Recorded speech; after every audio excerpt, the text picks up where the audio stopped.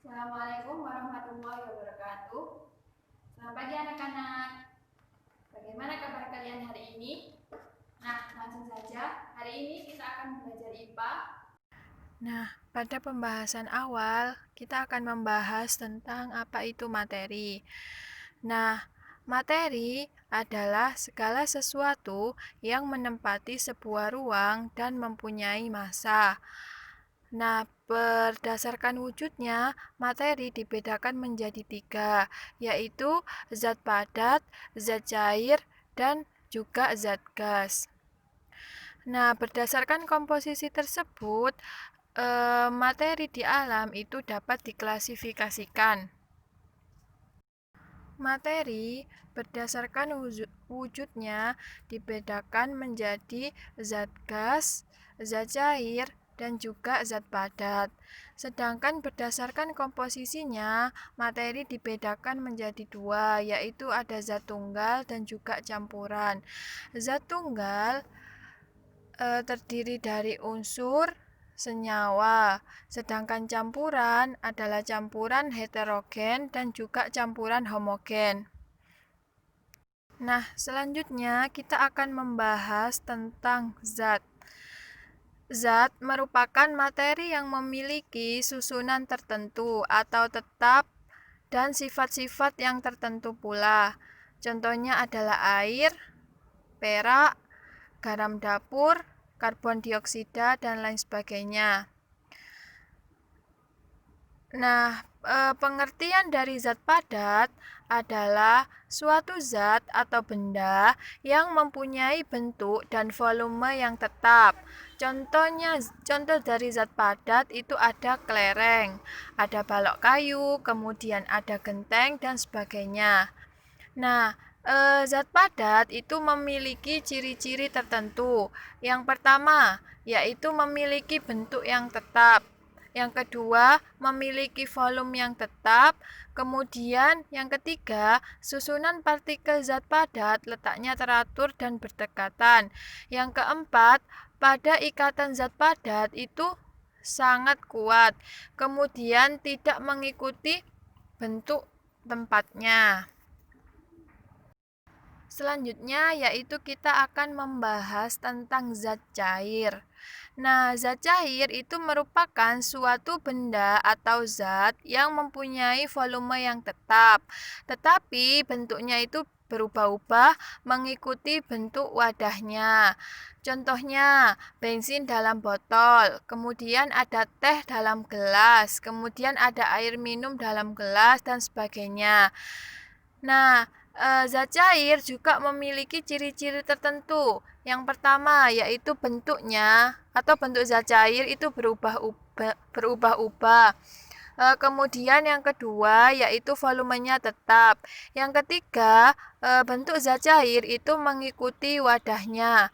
Kemudian yang keempat, ikatan antar partikelnya itu lemah. Dan yang terakhir, pada susunan partikelnya kurang teratur dan renggang. Itu adalah ciri-ciri dari zat cair. Kemudian yang ketiga yaitu tentang zat gas. Nah, zat gas itu adalah zat atau benda yang mempunyai volume dan bentuk yang selalu berubah-ubah dengan tempatnya. Contohnya, balon, ada ban sepeda, dan juga ban motor. Nah, ciri-ciri dari zat gas yang pertama yaitu memiliki bentuk yang berubah-ubah. Yang kedua, memiliki volume yang berubah-ubah. Yang ketiga, pada susunan partikel zat padat letaknya tidak beraturan dan berjauhan. Yang keempat, ikatan partikel zat padat itu sangat lemah. Yang terakhir yaitu mengikuti bentuk wadahnya atau tempatnya.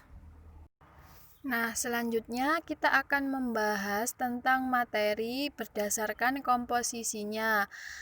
Berdasarkan komposisinya, materi dibedakan menjadi 2, yaitu zat tunggal dan juga campuran. Nah, zat tunggal adalah zat yang hanya terdiri dari sejenis materi hanya sejenis materi saja. Contohnya adalah emas dan air murni. Nah, zat tunggal sendiri itu dibedakan menjadi dua, ada unsur dan juga senyawa.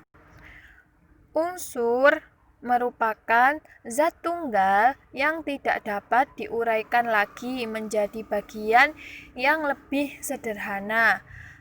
Contoh dari unsur itu ada besi, kemudian ada timah, kemudian ada seng, ada tembaga, dan juga nikel. Selanjutnya kita akan membahas tentang senyawa. Nah, senyawa itu merupakan zat tunggal yang dapat diuraikan menjadi dua atau lebih zat yang lebih sederhana dengan proses kimia. Contohnya, misalnya adalah senyawa air. Nah, unsur penyusun dari senyawa air yaitu ada hidrokarbon dan juga oksigen. Kemudian yang kedua ada garam dapur atau natrium klorida. Nah, natrium klorida itu unsur penyusunnya ada natrium dan juga klorin. Yang ketiga yaitu contohnya adalah gula tebu.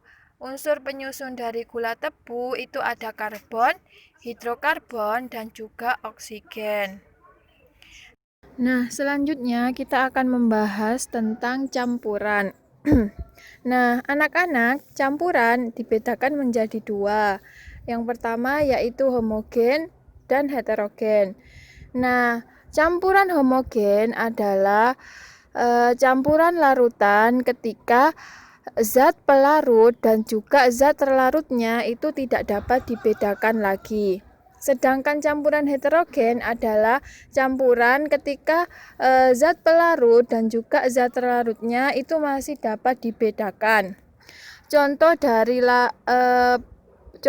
campuran homogen ini ada larutan.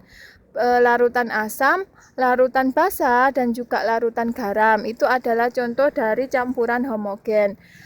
Sedangkan contoh dari campuran heterogen itu contohnya adalah antara larutan pasir dan juga air. Nah, di situ kan tidak dapat masih bisa dibedakan antara zat pelarut dan juga zat terlarutnya, di mana zat pelarut adalah air dan zat terlarut adalah pasirnya. Sekian pembelajaran IPA hari ini. Tetap jaga kesehatan dan tetap semangat ya anak-anak. Apabila ada kesalahan, Ibu mohon maaf.